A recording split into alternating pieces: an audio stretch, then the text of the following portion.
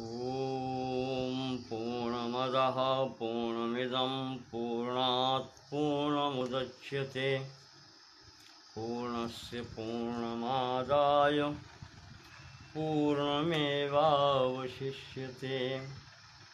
ॐ शान्तिः शान्तिः शान्तिः।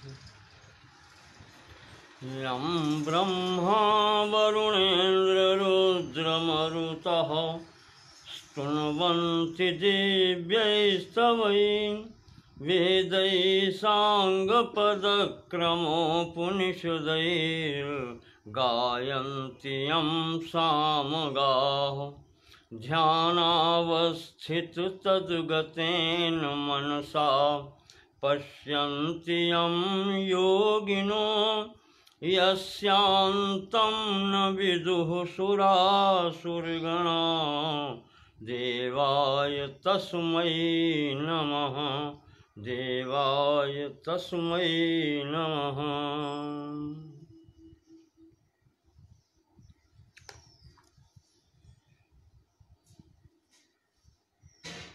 वेदांत दर्शन के आज के खंड में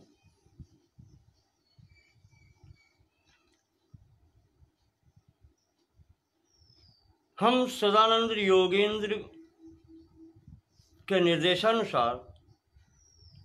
के अनुसार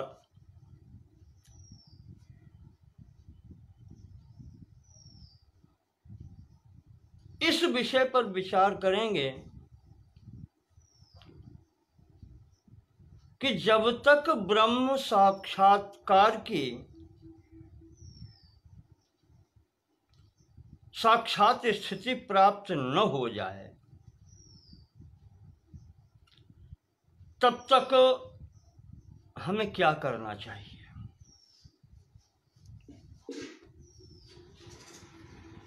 जो साधक है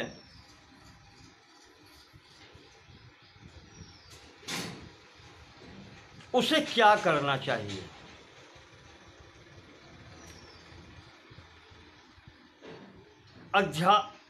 अध्यारोप और उसके अपवाद करने के बाद में गुरु उसे महावाक्य का उपदेश करता है। पहले उपदेशात्मक है तत्वमसि, और फिर उसी को अभ्यास करा के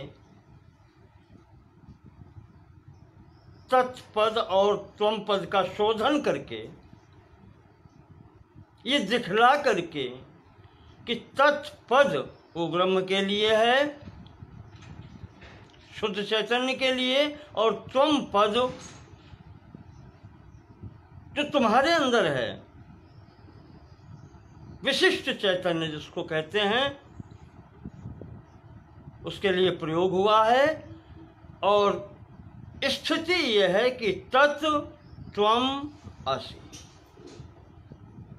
तुम वही हो।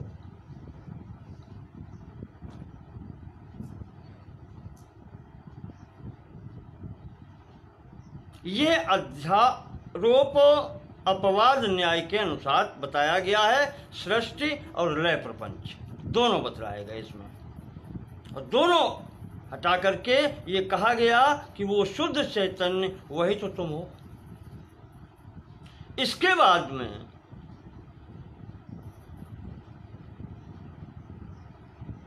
जो दूसरा महावाक्य आया अहम ब्रह्मास्मि, उसका मूल सूत्र ये था कि गुरु की प्रेरणा से शिष्य स्वयं अनुभव करे। ये अनुभव वाक्य है।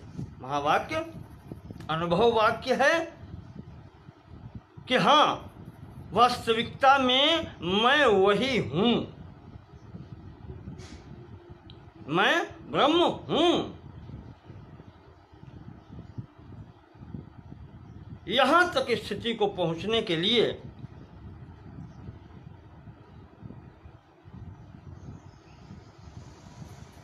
इसी को विवेक चूड़ामणि में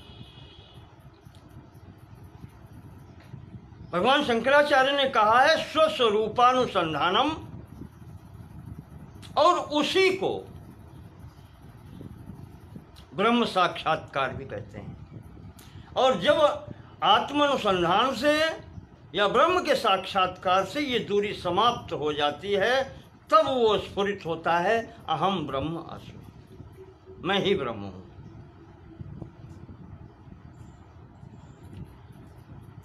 तो योगींद्र जी कहते हैं कि जब तक ये सिद्धि प्राप्त न हो जाए,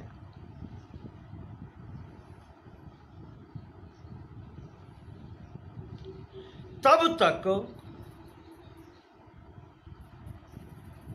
शिष्य को या उस मुमुक्षु को एवं भूत स्वरूप चैतन्य साक्षात्कार पर्यंतम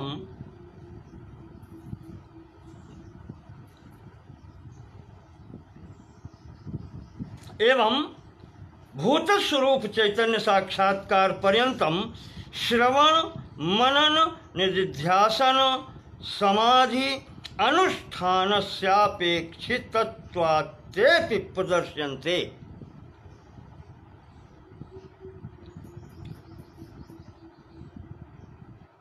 अब आत्मस्वरूप चैतन्य के साक्षात्कार होने तक श्रवण मनन ध्यान निधिध्यासन ध्यान समाधि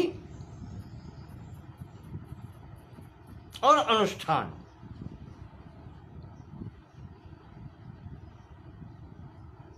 समस्त अनुष्ठान जो इससे संबंधित हैं वो होना ही चाहिए।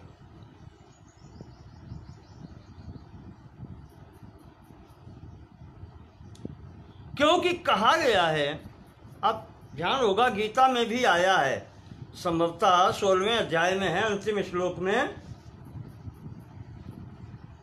तस्मात् शास्त्रम प्रमाणम च कार्याकार्य व्यवस्थितो। कार्य और अकार्य के लिए, करणीय और अकरणीय के लिए शास्त्र ही प्रमाण है, श्रुति ही प्रमाण है।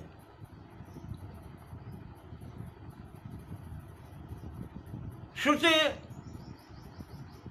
बृहदारण्यक भी कहती है कि आत्मा वारे द्रष्टव्य श्रोतव्य मंतव्य निधिध्यासितव्य।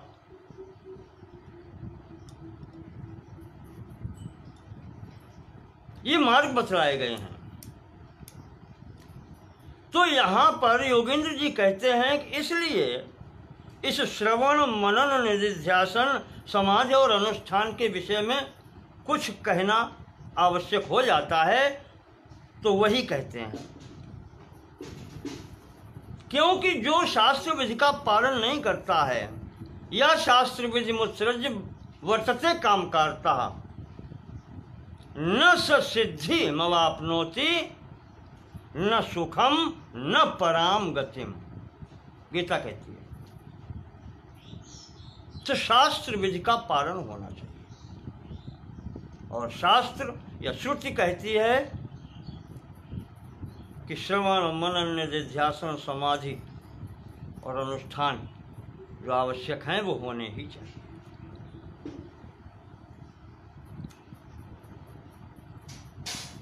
योगेंद्र जी कहते हैं श्रवणम नाम, श्रवण किससे कहते हैं? कह रहे हैं श्रवणम नाम षड्विध लिंगैरशेष वेदांतानाम अद्वितीय वस्तुनि तात्पर्यावधारणम।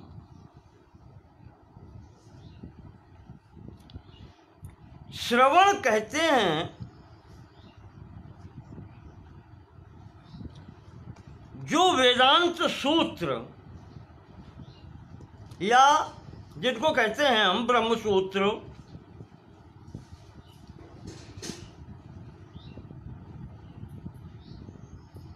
उन सभी का तात्पर्य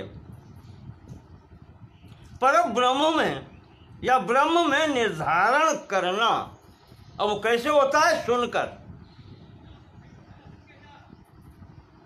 श्रवण सुनना, सुनकर के जो ब्रह्म सूत्र या इसमें वेदांत सूत्र कहे जाते हैं, वेदांत और वेदांत सूत्र जो भी हैं, उनका उस ब्रह्म में ही निर्धारण करना, वो सब उनके लिए ही हैं ऐसा विचार करके सुनना, ये श्रवण कहलाता है। इसमें एक शब्द प्रयोग किया, षड्विध लिंगई।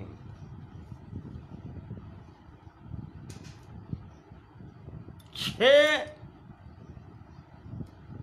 बिंदु हैं या छह प्रकार हैं जिनके द्वारा किसी, कहना चाहिए कि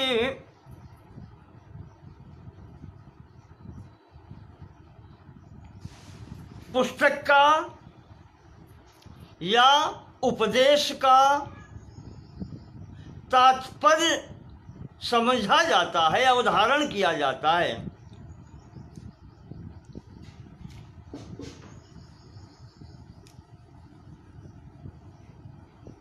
तो उसके लिए छह बिंदु हैं, इनकी सहायता से ये तात्पर्य निकलता है।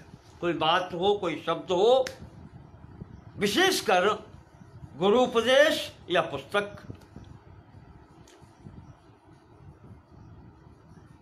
तो उसमें क्या विचार करना होता है। लिंगानि तु, वो लिंग क्या है, षड्विध लिंगानि, वो छह लिंग क्या हैं, वो पहचान कर लें उसको या बिंदु कह लें उनको, जिनके आधार पर निर्णय होना है, पहचान ही कहें उसको। तो वो छह प्रकार के कौन कौन से हैं। लिंगानि तु, वो लिंग कौन से हैं। उपक्रमोपसंहाराभ्यासा पूर्वता फलात् वादोपपत्याख्यानि,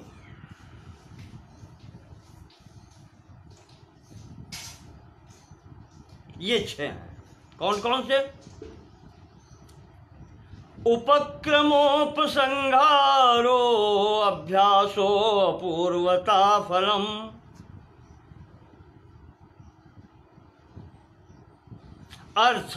अर्थवादोपपत्तिश्च लिंगम तात्पर्य निर्णय, ये छह हैं। उपक्रम, उपसंहार, अभ्यास, अपूर्वता और फल, पांच। उपक्रम, उपसंहार, अभ्यास, अपूर्वता,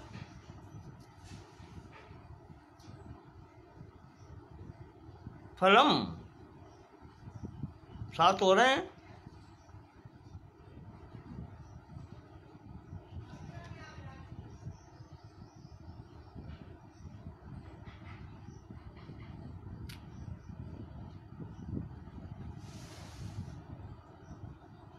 उपक्रमोपसंहारो अभ्यासः अपूर्वता फलम, अर्थवादोपपत्तिश्च लिंगम तात्पर्य निर्णय। 1 2 3 4 5 6 7 होते हैं यहाँ।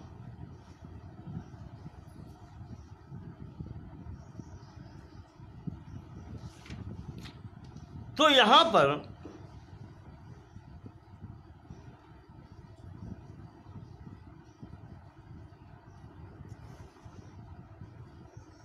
हाँ, इन्होंने उपक्रम और उपसंहार को एक साथ लिया है।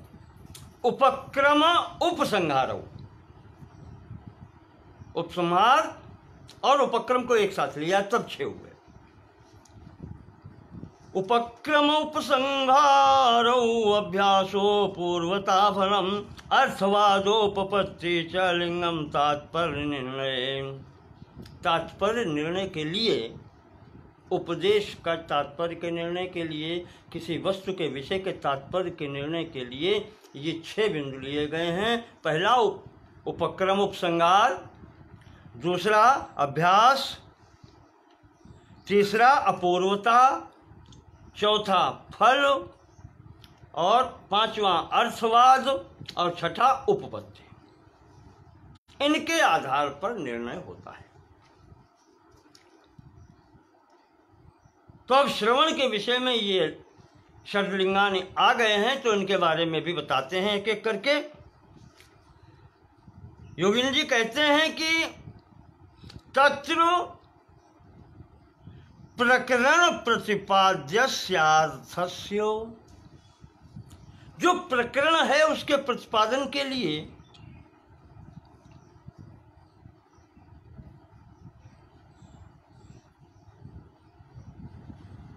प्रतिपाद्य अर्थ की प्राप्ति के लिए तदाद्यन्तयोरुपपादन उपक्रमोपसंहारौ,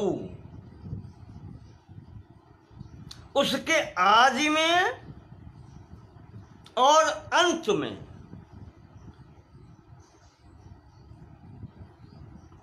जिस विषय पर चर्चा करनी है, जिस पर विचार करना है, उसका उपादन या उसका कहना चाहिए कि स्पष्टीकरण करना, ये उपक्रम और उपसंहार कहलाता है। प्रारंभ में उसको प्रस्तुत करना उपक्रम है और अंत में उस निष्कर्ष को दिखलाना ये उपसंहार है। तो उपक्रम उपसंहारौ। यहां पर एक उदाहरण लेते हैं, क्योंकि वेदांत शास्त्र की बात चल रही है। प्रतिपादन ये करना है कि तत् त्वम् असि। प्रतिपादन यही तो करना है। वो शुद्ध चैतन्य जो है ब्रह्म, वही तो तुम हो।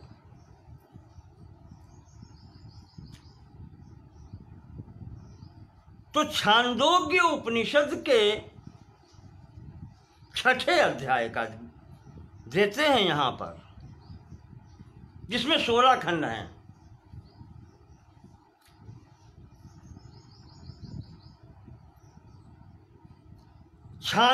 यथा छांदोग्ये षष्ठाध्याये प्रकरण प्रतिपाद्यस्याद्वितीय वस्तुनः एकम एव अद्वितीयम् इत्यादौ एतदात्म्यमिदं सर्वम् इत्यन्ते च प्रतिपादनम्।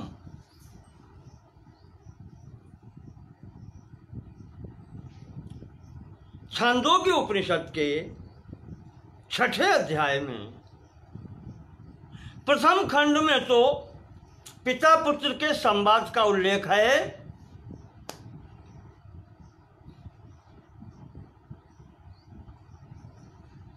महर्षि उद्दालक का पुत्र श्वेतकेतु पढ़ करके आप वापस आता है और उसे बहुत कहना चाहिए कि घमंड होता है कि मैं विद्वान हो गया हूं, मैं विद्वान हूं। और वो आकर के जब उसकी वो स्थिति पिता देखता है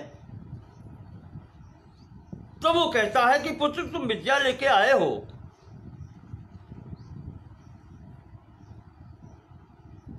तो ऐसा क्या है जिसको जान लेने से सब कुछ जान लिया जाता है। पूरे का सारांश इतना ही है। क्या तुम ऐसा कुछ जानते हो जिसके जान लेने से सब कुछ जाना जा सकता है? यहां से बात प्रारंभ होती है प्रथम खंड में। अब वो जो पुत्र है श्वेतकेतु, वो कहता है कि नहीं, ये मुझे तो पता ही नहीं है, ये मुझे नहीं ज्ञात है, किसी ने नहीं बतलाया। तो तब वो पिता से कहता है कि फिर आप उपदेश करो, आप बतलाओ। यहां से दूसरे खंड में उपदेश पिता का उद्दालक का अपने पुत्र श्वेतकेतु के लिए प्रारंभ होता है। तो वहां प्रथम जो आया है सद एव सौम्य जे में, वही जो पहले आपको बताया था,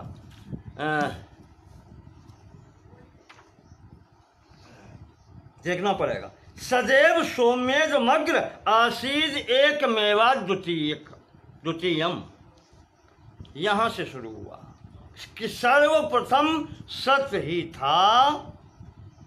सौम्य संबोधन है पुत्र के लिए।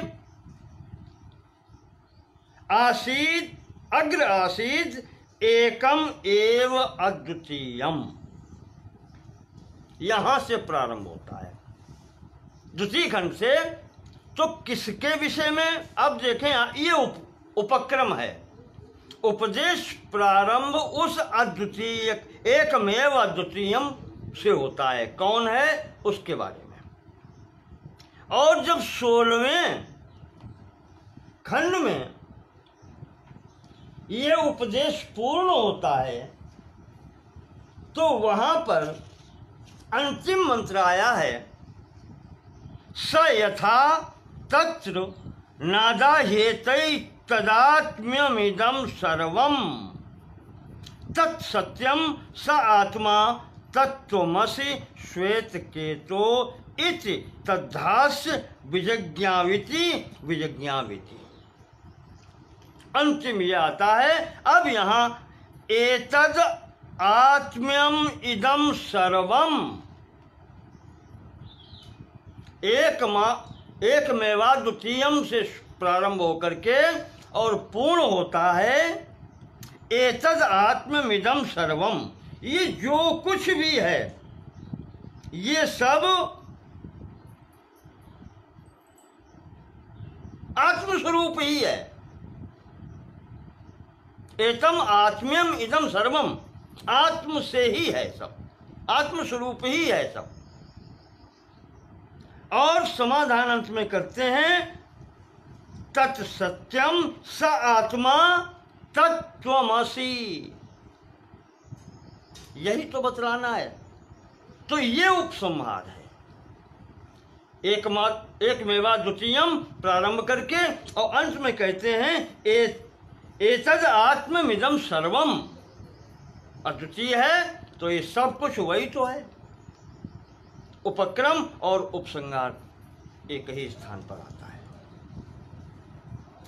इस प्रकार से ये योगेंद्र जी कहते हैं छांदोग्य उपनिषद के 6वें अध्याय में ये आया है। इस प्रकार से अब वो अपना 6 बिंदु इसी अध्याय पर स्पष्ट करके बतलाते हैं। छांदोग्य उपनिषद के 6वें अध्याय पर ही ये 6 बिंदु स्पष्ट करते हैं। उपक्रम उपसंहार हो गया। दूसरा है प्रकरण प्रतिपाद्यस्य वस्तुनः तन्मध्ये पौनः पुण्येन प्रतिपादनम। अभ्यास, अभ्यास क्या है? जो उस प्रकरण में प्रतिपाद्य है, जैसे छांदोग्य उपनिषद के इस प्रकरण में वो एकमेवा द्वितीयम ब्रह्म प्रतिपाद्य है, तो प्रतिपाद्यस्य वस्तुनः, जो प्रतिपाद्य वस्तु है उसके लिए तन्मध्ये जो आप विवरण दे रहे हैं, जो उपदेश हो रहा है, जो लिखा जा रहा है, तन्मध्ये उसके बीच में पौनः पुण्येन प्रतिपादनम अभ्यासः, बार बार उसको दोहराना, ये अभ्यास कहलाता है।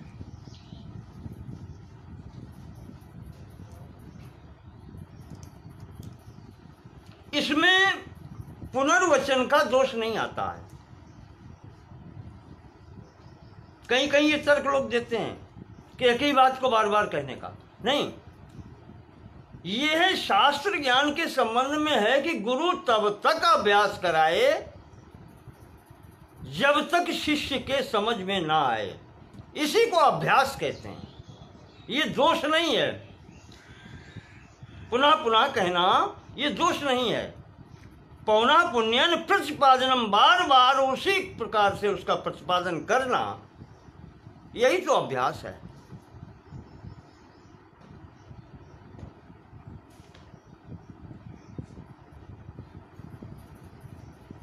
शिष्य को कह देते हैं कि अभ्यास करो, अभ्यास करो।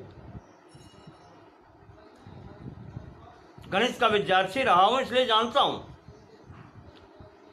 शिक्षक कह देते थे कि बार बार अभ्यास करो, पुनः लिखो, फिर लिखो, प्रश्न हल करो, उसी प्रकार के प्रश्न हल करो तो प्रवीणता हो जाएगी। तो ये अभ्यास पुनः पुनः, ये पिष्टपेषण भी नहीं है। ये जो दोष बताए जाते हैं, पुनरुक्ति दोष, पिष्टपेषण, ये इसमें यहाँ कुछ नहीं है। ये अभ्यास का लक्षण है कि जब तक विषय समझ में ना आए तो पुनः पुनः प्रतिपादनम, ये अभ्यास है। बार बार बतलाया जाए कि नहीं, ऐसा होता है, ऐसे होता है। यथा तत्रैव अद्वितीय वस्तुन मध्ये तत्त्वमसीति नवकृत्यः प्रतिपादनम। वही जो उदाहरण छांदोग्य उपनिषद का दिया है, योगिन जी कहते हैं कि इस 6ठे अध्याय में इस विषय का प्रतिपादन करने के लिए तत्त्वमसि वाक्य का 9 जगहों पर प्रयोग किया गया है। 9 बार इसका प्रयोग हुआ है। बार बार उसको बताना कि तत्त्वम असि, इस कारण से तत्त्वम असि। पुनः पुनः ये अभ्यास।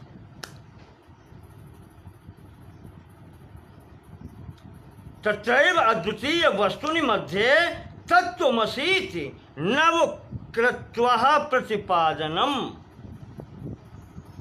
9 बार प्रतिपादन हुआ है इस वाक्य का।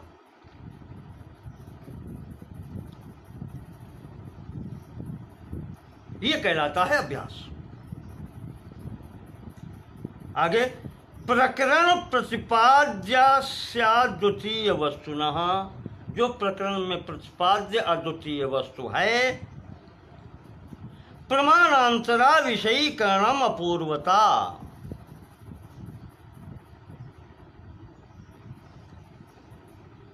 उसके लिए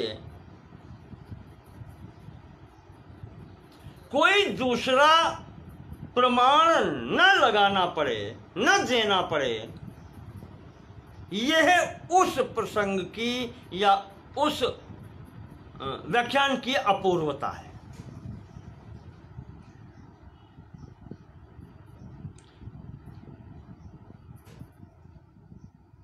प्रकरण प्रतिपाद्यास्य अद्वितीय वस्तुनः, जो प्रकरण प्रतिपाद्य अद्वितीय वस्तु है, प्रमाणांतरा विषयीकरणम,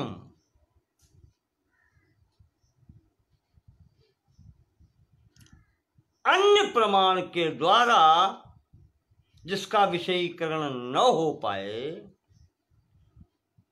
वही अपूर्वता है। जैसे यथा, फिर वहीं आ जाए छांदोग्य उपनिषद के 6ठे अध्याय में, यथा तत्रैवाद्वितीय वस्तुनो मानांतरा विषयीकरणम, कहा जिस प्रकार से उस छांदोग्य उपनिषद के 6ठे अध्याय में उस अद्वितीय वस्तु के प्रतिपादन में अन्य कोई प्रमाण नहीं लिया जाता, कोई प्रमाण नहीं। कौन करेगा प्रमाण? प्रत्यक्ष, अनुमान, ये सब। यहां पर आप्त प्रमाण सर्वमान्य है, श्रुति प्रमाण सर्वमान्य है।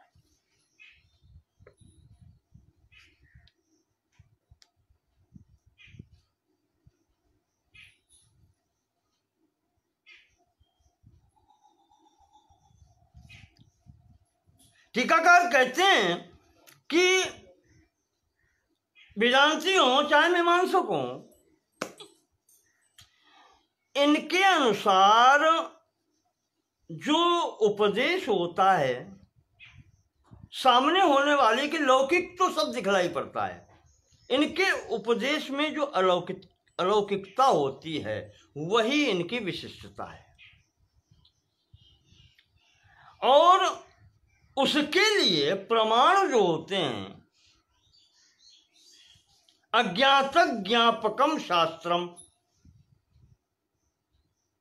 अज्ञात ज्ञापकम शास्त्रम, जो अज्ञात है उसका बोध कराने वाला हमारा शास्त्र है। बिना शास्त्र के, प्रमाण के और किसी प्रकार से उसका बोध नहीं हो सकता। तो यहाँ पर जो छांदोग्य उपनिषद में वो कहना चाहिए कि अद्वितीयकम, अखंड तत्व की जो स्थापना की गई है उसमें दूसरे किसी प्रमाण की आवश्यकता नहीं है या उसको नहीं दिया जा सकता, कोई प्रमाण लौकिक नहीं दिया जा सकता। इसका यही उसकी अपूर्वता है, यही उसकी विलक्षणता है।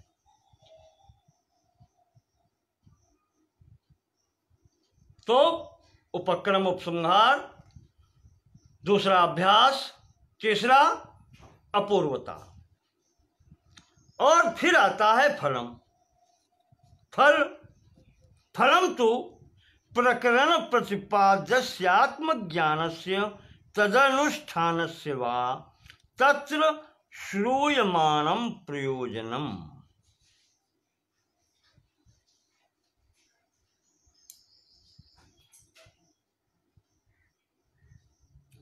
कहते हैं योगेंद्र जी,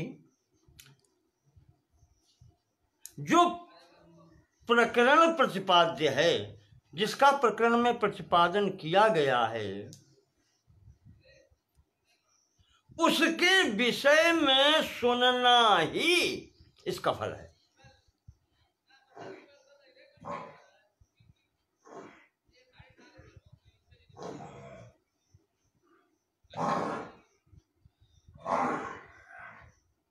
आत्मज्ञानस्य तदनुष्ठानस्य वा तत्र श्रूयमानं प्रयोजनम, यही फल है, उसका प्रयोजन ही यही है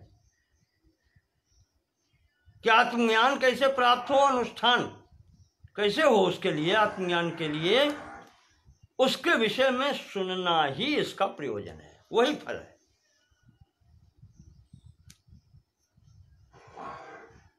यथा तत्र आचार्यवान पुरुषो वेद तस्य तावदेव चिरम यावत् न विमोक्षेत संपत्से अद्वितीय वस्तु ज्ञानस्य तत्प्राप्ति ही प्रयोजनम श्रूयते। वही छांदोग्य के 6ठे अध्याय में जो फल का बतलाया गया है, वहां कहा गया है आचार्यवान पुरुषो वेद। जो आचार्यवान व्यक्ति है वही जानता है, यानी ये गुरु परंपरा से प्राप्त होता है। तस्य तावद एव चिरम यावद न विमोक्षेत संपत्से। और तावदेव चिरम यावद न विमोक्षे, वो आप इसे समझें इस प्रकार से,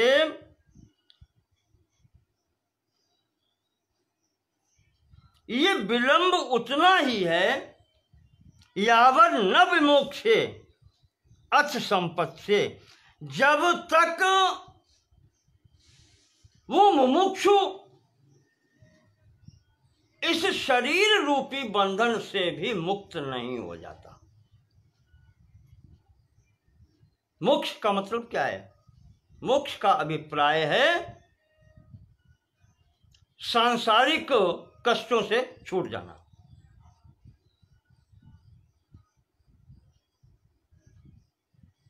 वो तभी हो सकता है जब इस प्रपंच अंतर्गत जो कुछ भी है उससे साधक छूट जाए, तो उसी प्रपंच में शरीर भी है। तो यहां श्रुति कह रही है कि यह तब तक आचार्यवान पुरुष ही जानता है। आचार्यवान क्यों?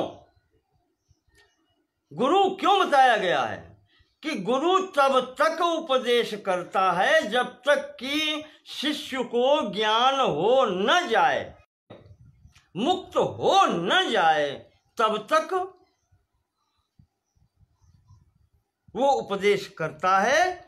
और आचार्यवान पुरुषावेद, इसीलिए आचार्यवान पुरुष ही जानता है इसको। और फल अंतिम वही होता है जब तक मोक्ष हो न जाए।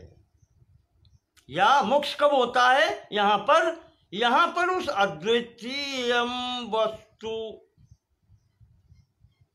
अद्वितीय वस्तु के विषय में ज्ञान न हो जाए। ज्ञान हो जाने से ही अज्ञान की समाप्ति और संपूर्ण प्रपंच की समाप्ति हो जाती है। ये फल बताया गया है, प्रयोजन है, यही फल है। और अगला आता है अर्थवाद। प्रकरण प्रतिपाद्यस्य तत्र तत्र प्रशंसनम अर्थवादः।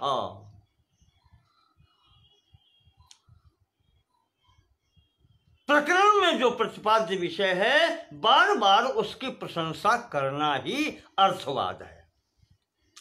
प्रशंसा करना, श्रेष्ठता बतलाना। यथा तत्रैव, वही छांदोग्य उपनिषद का 6वां अध्याय।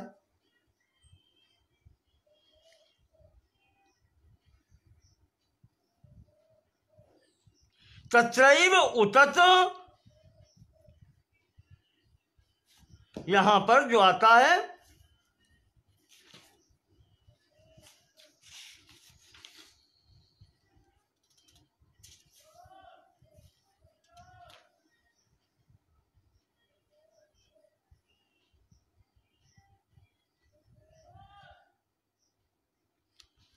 तत्रैव उत्तमादेशम अप्राख्यो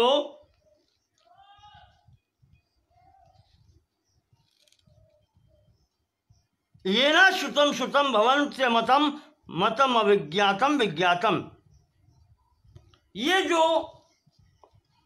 पिता ने पूछा था श्वेतकेतु से, वहां ये पूछा था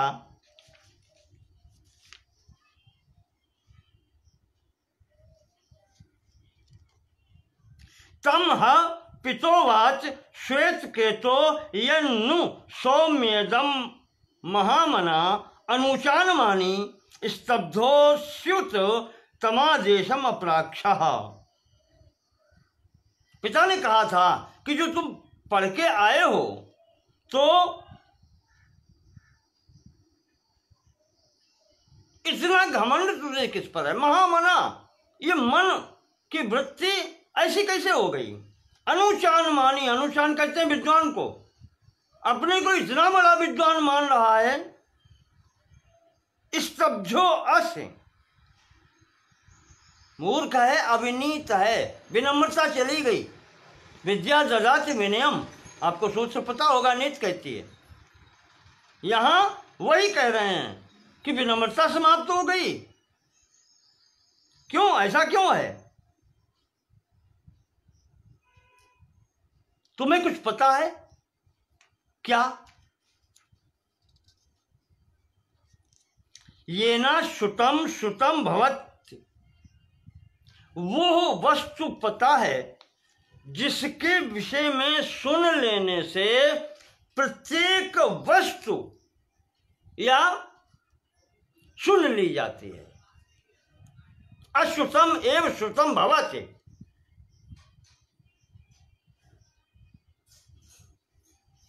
जिसके जान लेने से। अमतम मतम भवति,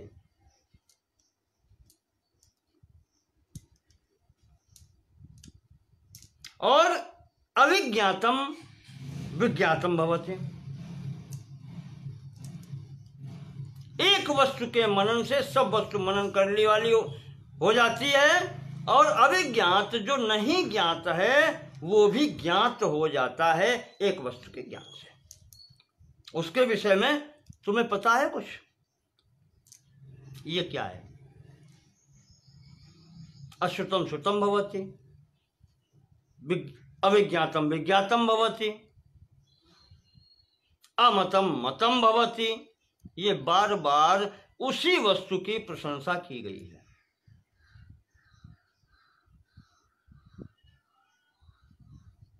यथा सौम्येकेन मृत्पिंडेन सर्वम मृण्मयम विज्ञातम स्यात्। जैसे मिट्टी को जान लेने के बाद में उस मिट्टी से निर्मित जितने भी पात्र हैं, घट आदि, उनके सब के विषय में जानकारी हो जाती है। उसी प्रकार से पिता पूछ रहा है कि तुम्हें उस वस्तु की जानकारी है जिसको जान लेने से संपूर्ण जानकारी हो जाती है। ये प्रशंसा है, ये अर्थवाद है। अश्रुतमेव श्रुतम भवति, फिर अमतम एवं मतम भवति, और फिर अविज्ञातम विज्ञातम भवति। ये प्रशंसा है उसी की अद्वितीयम की, एकमेवा द्वितीयम, उसकी ये प्रशंसा है। यही अर्थवाद कहलाता है।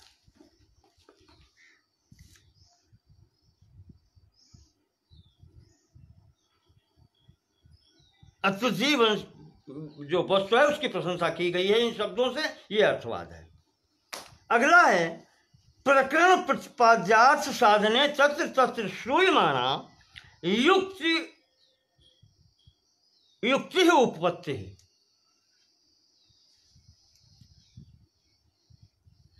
प्रकरण के प्रतिपादनार्थ, जो प्रकरण उसमें प्रतिपादन किया गया है, तत्र तत्र श्रूयमाणा युक्ति ही, उसको प्रमाणित करने के लिए जो युक्तियां सुनने में आती हैं वो उपपत्ति कही जाती है।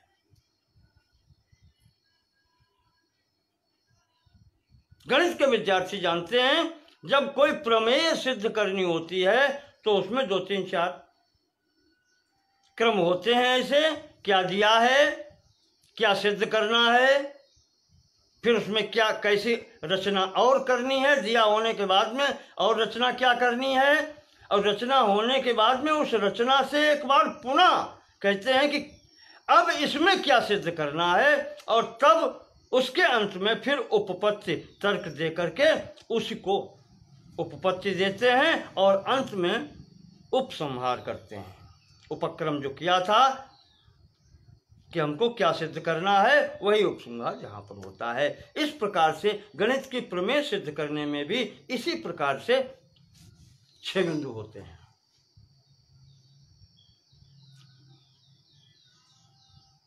तो यहां पर उपपत्ति बताइए कि उस वस्तु को प्रमाणित करने के लिए जो सूक्ष्म प्रमाण इधर उधर से लिए जाते हैं वही उपपत्ति कहलाते हैं। जैसे अभी आपके सामने ये कहा, ये प्रमाण है। यथा छांदोग्य उपनिषद के पहले ही अध्याय में जैसे 4था मंत्र कह रहा है, यथा सौम्येकेन मृत्पिंडेन सर्वम मृण्मयम विज्ञातम स्यात्। जिसे मिट्टी के पिंड को एक मिट्टी के पिंड को जान लेने पर उससे बनने वाले संपूर्ण जो पात्र हैं उनको जान लिया जाता है, उनके विषय में जानकारी हो जाती है। आगे उसी में कहते हैं विज्ञातम स्यात् वाचारम्भनम विकारो नामधेयम मृत्तिकेत्येव सत्यम। मृत्तिका इति एव सत्यम। वो वहां जो कुछ भी है, जो पात्र बनाए गए हैं घट आदि, वो केवल वाणी के विकार हैं। मृत्तिका इत्येव सत्यम, उनमें सत्य जो है वो केवल मिट्टी ही है, मिट्टी ही सत्य है। और बाकी जो भी नाम और रूप हैं, घट कहें या घट वाला रूप कहें, ये सब वाचारम्भणम विकारो, ये सब नाम और रूप नाम मात्र कह लें उसको, केवल उसके मिट्टी के जो विकार हैं वो सब नाम मात्र के हैं, क्योंकि उत्पन्न होने वाले नष्ट होने वाले हैं, तो वो सत्य नहीं हो सकते ना। इसके उदाहरण के लिए कहते हैं कि मृत्तिका इत्येव सत्यम, उसमें मिट्टी ही सत्य है, ये तर्क देते हैं। यही ब्रह्म के लिए ईश्वर ही सत्य, ओ ब्रह्म ही सत्य है, वो शुद्ध चैतन्य ही सिद्ध सत्य है। अब यहाँ पर युक्तियां और देते हैं। यथा सौम्य कैन लोह मणिना सर्वम लोहमयम विज्ञातम स्यात् वाचारम्भणम विकारो नामधेयम लोहमित्येव सत्यम, जैसे लोहे से बने हुए जितने भी वस्तुएं हैं वो सब क्या है, उसमें सत्यता सिर्फ वो लोहा ही है, और अन्य सब बातें वाचारम्भणम विकारो, नाम रूप, ये सब जो विकार है लोहे का, जो पात्र बने हैं, उसमें केवल नाम रूप की विशेषता से नाम अलग हो गए हैं, सत्यता तो वो लोहा ही है। इस प्रकार से ये उपपत्तियां देकर के सिद्ध किया गया है कि ब्रह्म ही सत्य है, और उसमें जो पात्र कल्पित होते हैं या बनते हैं, ये संपूर्ण प्रपंच, ये सत्यता नहीं है। वाचारम्भणम विकारो स्यात्, इनका सब विकारों का जो नाम रूप है ये वाणी विलास है, और कुछ है नहीं, इसमें सत्यता कोई नहीं है।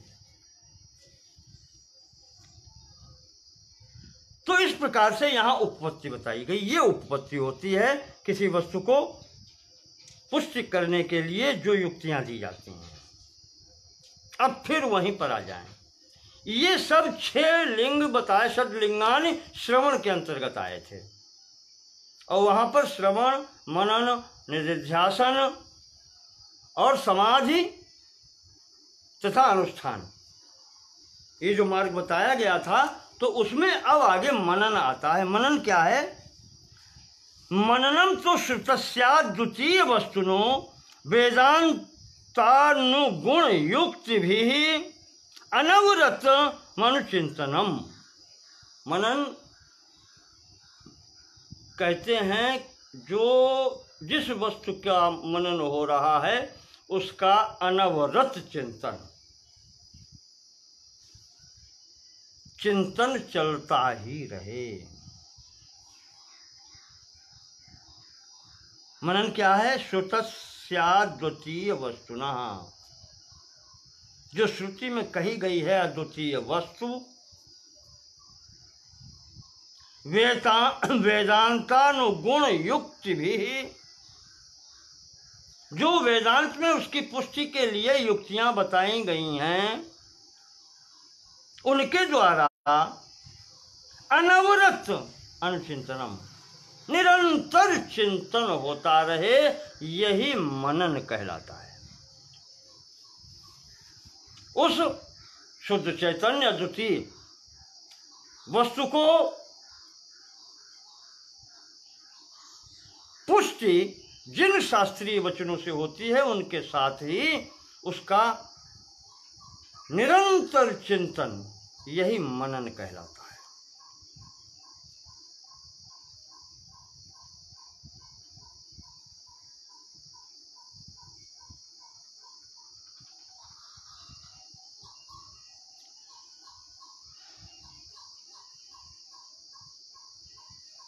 इसके बाद में आया है फिर निधिध्यासन। मनन के बाद में फिर निधिध्यासन।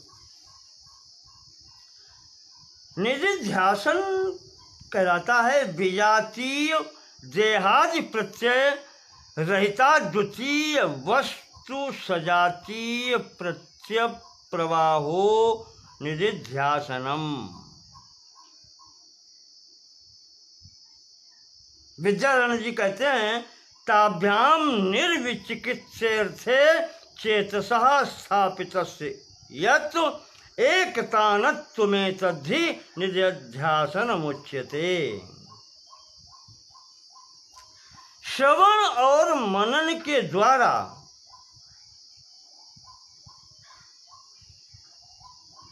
जब जो चिंतन मनन चल रहा है उस अद्वितीय वस्तु के बारे में किसी प्रकार का संशय न रहे, श्रवण और मनन से उस प्रतिपादित वस्तु में संशय न रहे, तो वह जो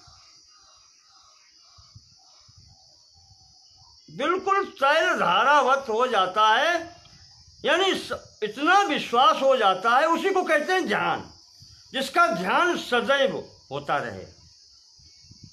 जैसे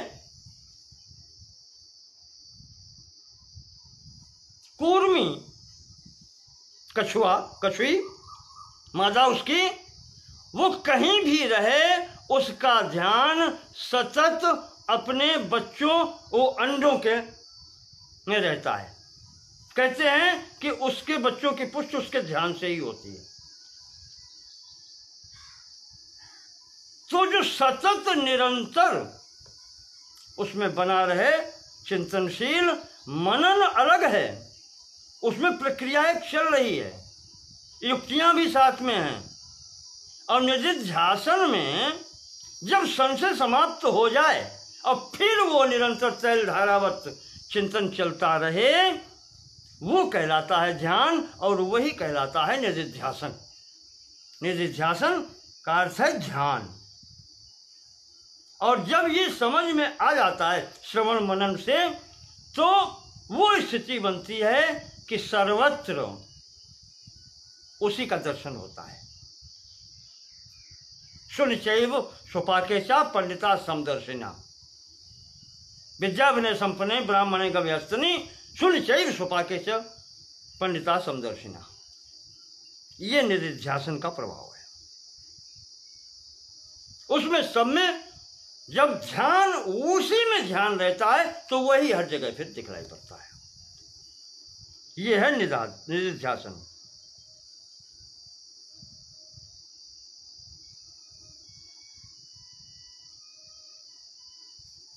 इसके बाद में आता है समाधि। श्रवण मनन निधिध्यासन। अब समाधि ये भी होना चाहिए। योगेंद्र जी कहते हैं समाधि दो प्रकार की होती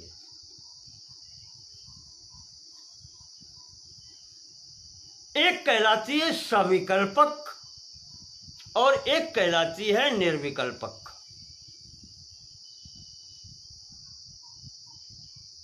उसमें योग दर्शन में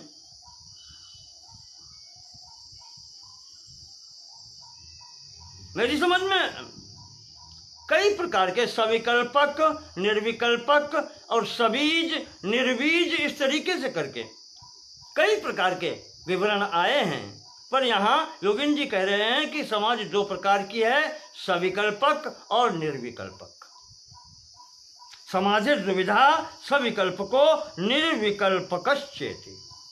वो समाधि दो प्रकार की है। अब सविकल्पक क्या है? पहले नाम लिया सविकल्पक। देखें आप, सविकल्पक में साधारण भाषा में समझें इसको,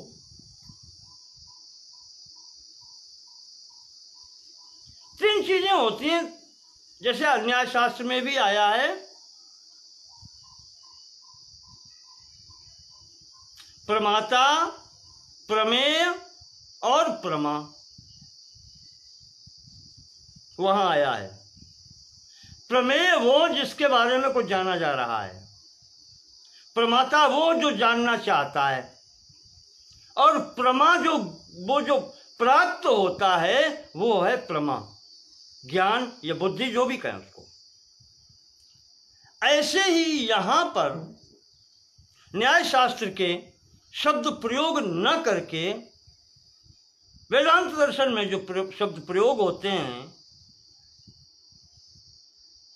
ज्ञाता जो मुमुक्षु है, जो जानना चाहता है, ज्ञेय वो विषय जिसकी जानकारी चाहता है, यानी शुद्ध चैतन्य ब्रह्म, और उसके बीच में जो साधन है वो है ज्ञान। ज्ञान प्राप्त कर लेता है, ज्ञेय प्राप्त हो जाता है।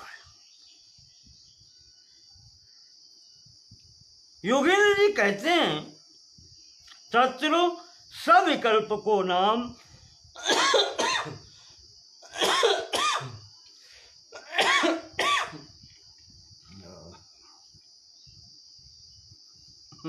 प्रवाह में आवाज तेज हो जाती है, इस कारण से थोड़ा सा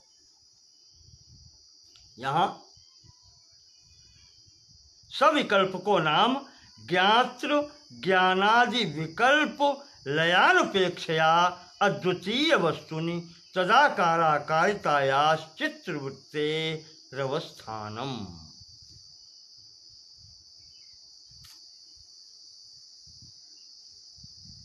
समाधि वो अवस्था बताई गई है जहां सब कुछ शांतिप्रद हो जाता है, चित्त एकाग्र होकर के चिंतन करता है। यहाँ पर योगेंद्र जी कह रहे हैं ये वो स्थिति है जब उस अद्वितीय वस्तु का चिंतन होता है, तैलधारावत निधिध्यासन से इधर जब आते हैं तब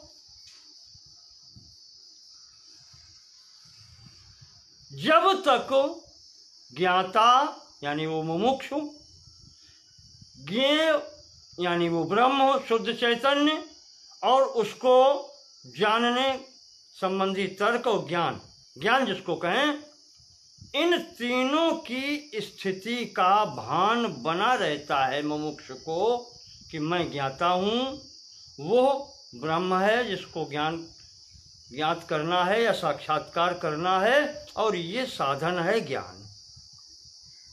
ये ज्ञाता ज्ञेय और ज्ञान जहाँ तक तीनों का भान बना रहता है वो स्थिति समाधि की सविकल्पक समाधि कहलाती है, क्योंकि इसमें विकल्प बना रहता है, इसमें अलगाव बना रहता है। मैं अलग हूं, ब्रह्म अलग है। इतना सब उपदेश होते हुए भी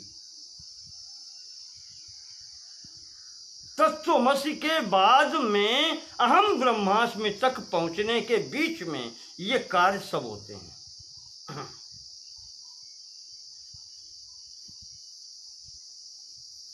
तो यहां सविकल्पक समाधि में ज्ञान तो होता है, तत् और त्वम पदों का शोधन हो चुका है, साधना जारी है, गुरु का उपदेश चल रहा है, सब यथावत है,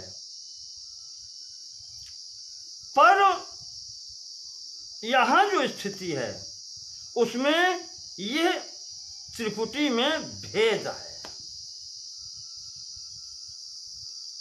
चिंतन निरंतर हो रहा है, तो तदाकार कारिता या चित्त वृत्ति, जो चित्त वृत्ति है वो उसके आकार स्वरूप में उसके चिंतन में निरंतर लगी हुई है, तैलधारावत, वो अवस्थान में स्थित है। फिर भी ज्ञाता ज्ञेय और ज्ञान के मध्य में तीनों त्रिपुटी भी विद्यमान है, उसका भान है कि मैं ज्ञाता हूँ, ज्ञेय शुद्ध चैतन्य है और ये मार्ग ज्ञान मार्ग है। तब तक ये समाधि जो है यह सविकल्पक समाधि कहलाती है।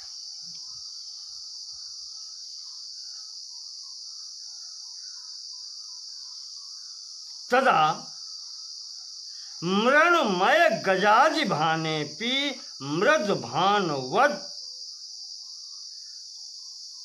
द्वैत भाने प्रद्वैतम वस्तु भासते। योगेंद्र जी कहते हैं जैसे मिट्टी का बना हुआ हाथी हम देख रहे हैं या वो मुमुक्षु देख रहा है, तो जब तक मिट्टी और उस हाथी दोनों का ज्ञान बना रहता है, मृज भानवद द्वैत भाने पी, मिट्टी का ज्ञान है उसको और वो हाथी देख रहा है, तो द्वैत भी है, मिट्टी भी है और हाथी, पर उसे मूलतः ज्ञान है कि ये भी मिट्टी ही है। तो मिट्टी का ज्ञान होते हुए भी जिसको मिट्टी अलग और मिट्टी का बना हाथी अलग दिखाई पड़ता है, ऐसी स्थिति द्वैत भान यहाँ पर कहा जाता है। दो प्रकार का जो ये ज्ञान बना रहता है, ये स्थिति, यही स्थिति आप समझें जब ज्ञाता ज्ञेय और ज्ञान में अंतर बना रहता है। जानता है वो कि सब ब्रह्म है, पर क्योंकि तत्व और त्वम पदार्थों का शोधन हो चुका है, वो जानता है कि सब कुछ शुद्ध चैतन्य वही ब्रह्म है, उसी में अध्यारोपण है, उसी को अपवाद करके वो सब जानता है।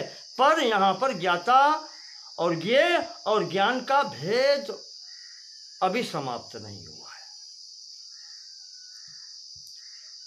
ये स्थिति सविकल्पक समाधि की है, अभी विकल्प उपलब्ध है। जैसा कि कहा गया है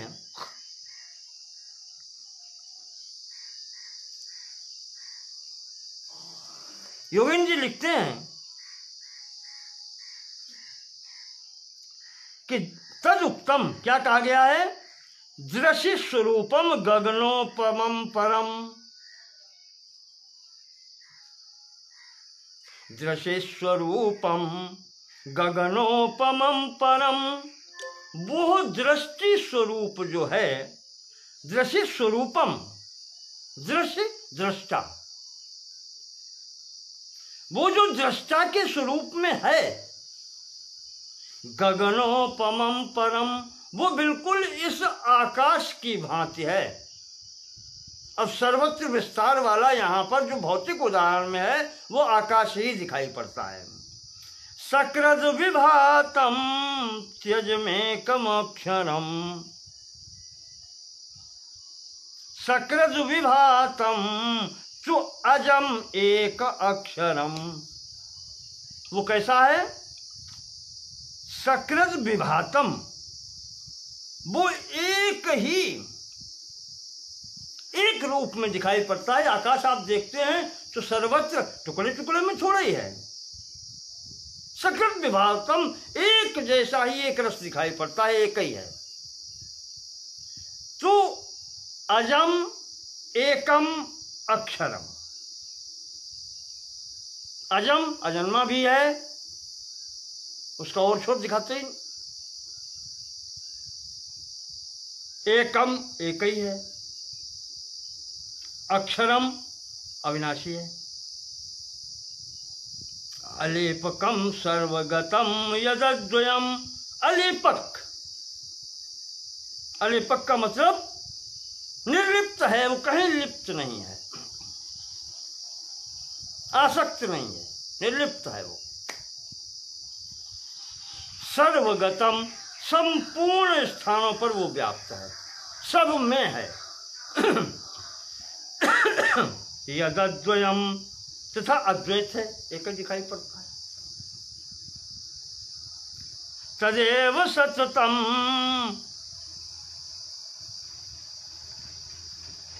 बस इसी प्रकार से उस जो है आनंद रूप ब्रह्म की स्थिति है।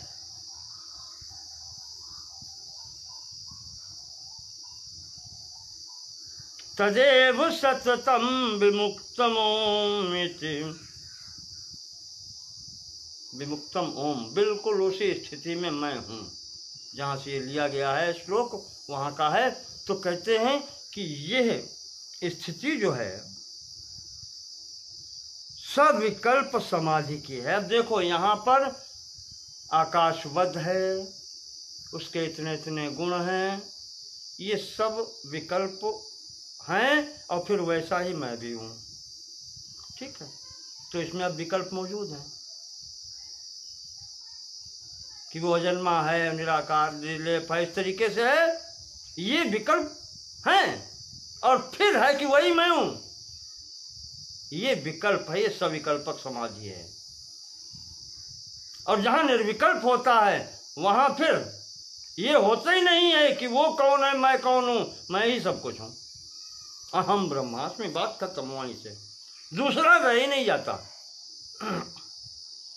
एकत्वम अनुपस्थिते तत्र काम व आकाशों का, ईशावास्य कहता है। जब एक ही रह जाता है तो शोक मोह ऐसी स्थितियां कहाँ हैं? तो वही बताया यहाँ पर कि ये जो हैं जब तक विकल्प बने रहते हैं तब तक वो सविकल्पक समाधि है। और वही ज्ञाता ज्ञेय और ज्ञान की त्रिपुटी के मध्य में भेद समाप्त हो जाए, यह निर्विकल्पक समाधि है। निर्विकल्पकस्तु ज्ञातृ ज्ञानादि विकल्प लयापेक्षया अद्वितीय वस्तुनि तदाकाराकारिताया चित्त वृत्ति रचितराम एकाकी भावेनावस्थानम।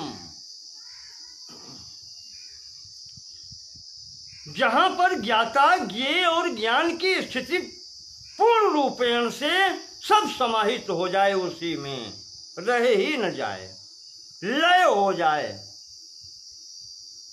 लयापेक्षा, लय जब हो जाती है अद्वितीय वस्तु नहीं, उस अद्वितीय वस्तु में ही ज्ञाता ज्ञेय और ज्ञान सब लय हो जाता है। जब तदाकाराकारिता, बिल्कुल तदाकार, वो उसी के आकार में हो जाता है। कारिता चित्तवृत्ति, और वही चित्तवृत्ति में यही कि दूसरा अब कोई है ही नहीं। और ये जब अचितराम यही निरंतर जब आता है तो एकाकी भावेन अवस्थानम, फिर वो एक ही भाव से होकर के मैं ही मैं हूं, इस स्थिति में आ जाता है और स्थिर हो जाता है।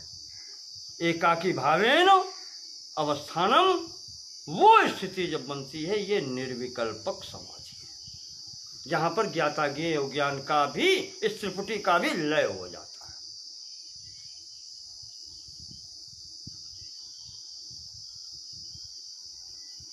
यथा दीपो निवासस्थो नेंगते सोपमा वृता, ये गीता में कहा गया है, भगवान ने कहा है।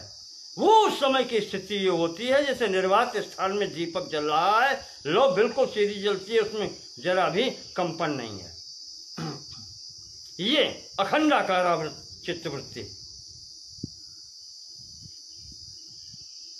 तदाकाराकारिता या चित्तवृत्ति, उस आकार ही वो तदाकार हो जाता है। उसी आकार में शुद्ध चैतन्य वो भी, शुद्ध चैतन्य ये भी, फिर द्वैत कहाँ है? दोनों एक। जब ये अनुभूति हो जाती है तो बस फिर एक ही भावे अनवस्थानम, एक ही स्वरूप में अनवस्थान, स्थिरता हो जाती है। यह निर्विकल्पक समाधि का बतलाया गया है। निर्विकल्पक समाधि लक्ष्यते निर्विकल्पकस्तु, जहां पर कोई विकल्प न रह जाए, समस्त विकल्प जहां पर समाप्त हो जाते हैं, वो समाधि अवस्था निर्विकल्पक कही जाती है। तदा तु जलाकाराकारित लवणा नव भासेन जप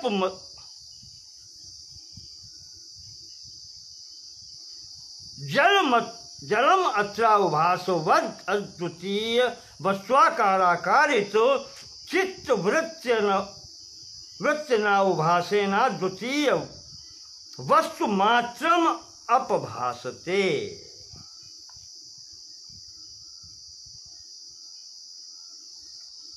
जैसे निर्विकल्पक अवस्था की बता रहे हैं,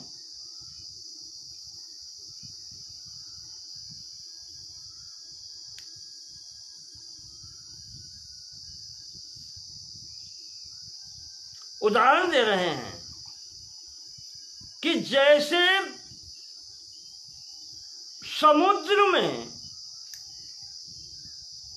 नमक की डली डाली जाए, नमक का टुकड़ा डाला जाए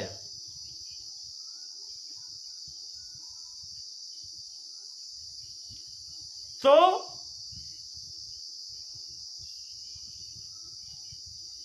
तदा तु जलाकाराकारित लवणान अवभासनेन, तो वो नमक का जो टुकड़ा है वो जल में जाकर के फिर उसका अस्तित्व ही समाप्त हो जाता है। अवभासेन, उसका भासना समाप्त हो जाता है, वो जाकर के उसमें जलम अत्रावभासवद अद्वितीय, और जब वो नमक की कंकड़ घुल जाती है, वो टुकड़ा घुल जाता है, तो जलवद अद्वितीय ही दिखलाई पड़ता है।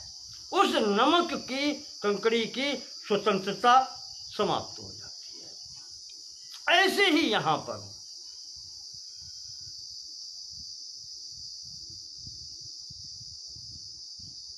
कहीं पढ़ा था, गई कंकड़ी लवण की था सिंधु की लेन,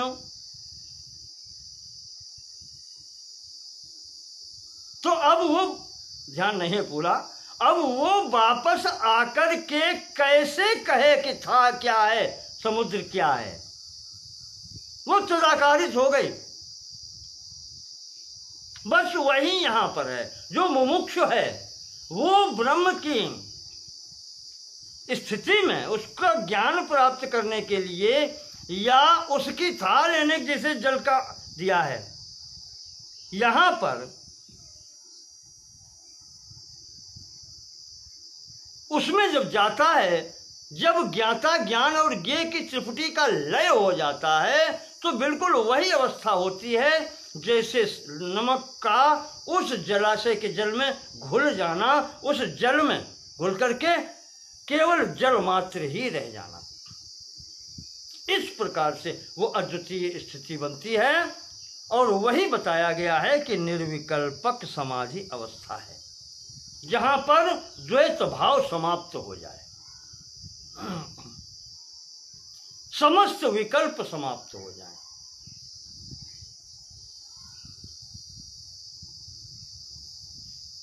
जहां पर केवल वो अद्वैत वस्तु ही भासमात्र या प्रकाशित रह जाए, द्वितीयता समाप्त हो जाए, वो कहलाती है, वही स्थिति है अहम ब्रह्मास्मि की, और वही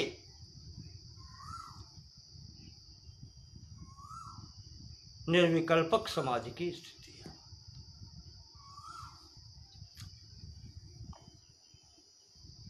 यही प्राप्त करना है मुमुक्षु, यहां पर ये प्राप्त करके फिर कुछ प्राप्त करना रह नहीं जाता। योगेंद्र जी यहाँ पर सावधान कर रहे हैं, और महर्षियों ने भी सावधान किया है, वही योगेंद्र जी लिख रहे हैं। कहा कि इस अवस्था तक पहुँचते पहुँचते होता क्या है, विघ्न बहुत आते हैं, और विघ्न ऐसे आते हैं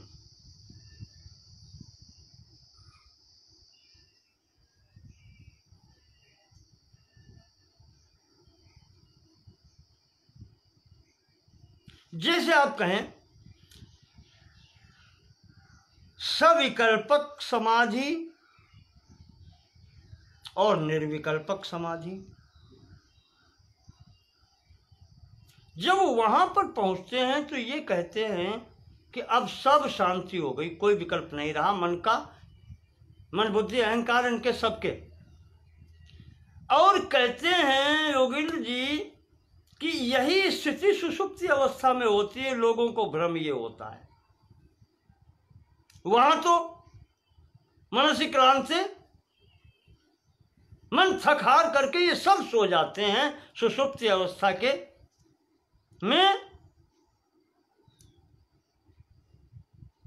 तो सुषुप्ति और समाधि क्या एक ही है?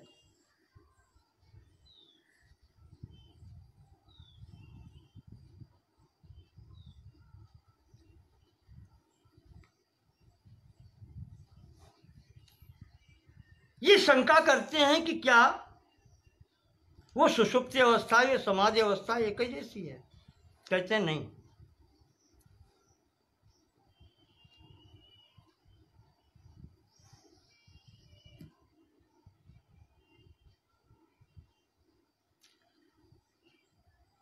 दोनों तदश्चास्य सुषुप्तेश्चाभेद शंका भवति। कहते हैं इस निर्विकल्पक समाधि के विचार करने पर सुषुप्ति जैसी स्थिति ये मालूम पड़ती है, तो क्या ये दोनों स्थितियां एक ही हैं? ये शंका होती। उभयत्र वृत्त्यभाने समानेपि तत् सद्भावा सद्भाव मात्रेण अनयोर भेदोपत्ते है।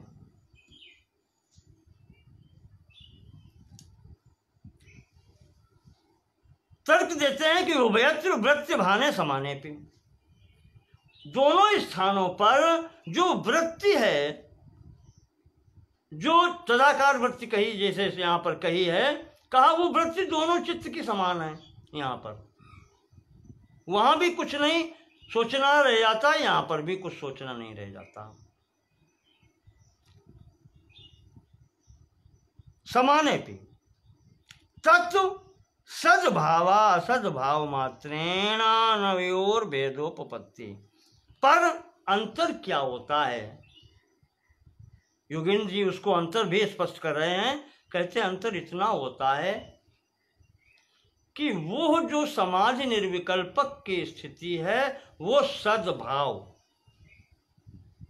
वो भाव सत्य का भाव है, क्योंकि वो सत्तावान जो है शुद्ध चैतन्य, उससे एक ही भाव हो रहा है। और यहां सुषुप्ति में जो है, आप अनुभव करके देख लीजिए, बहुत गहरी निद्रा में व्यक्ति सो रहा हो और आप उसका नाम लेकर के आवाज दे दीजिए तो तुरंत जवाब देगा, तुरंत जवाब देगा कि हाँ, ये बस यही असत है। वहां इस असत की समाप्ति हो जाती है, वो सच भाव आ जाता है कि जो वो मैं। और ये असत है सुषुप्ति भाव में। यहां पर अहंकार बना रहता है कि मैं हूं, और वहां पर वो बताया नहीं, अंतिम स्थिति लय होते होते जहां पर ये अहंकार और ये सब लय हो जाते हैं, वहां जो स्थिति है वो निर्विकल्पक की होती है। यही भेद है। वो स्थिति निर्विकल्पक समाधि की सत्य से जुड़ने की है, और यहां पर जो है वो असत्य से जुड़ा हुआ है। अब समाधि दोनों प्रकार की बताई हैं।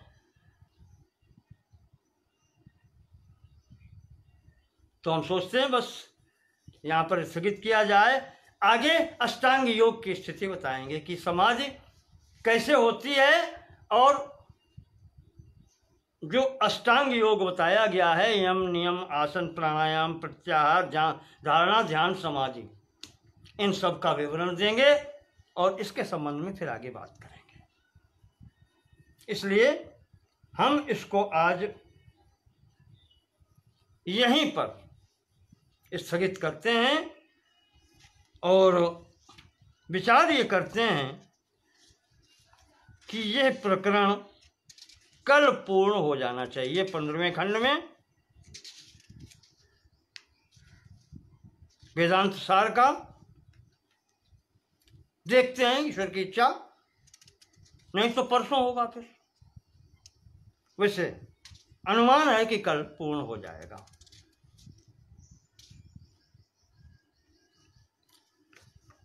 तो बहुत बहुत धन्यवाद सुनने के लिए। आप सबका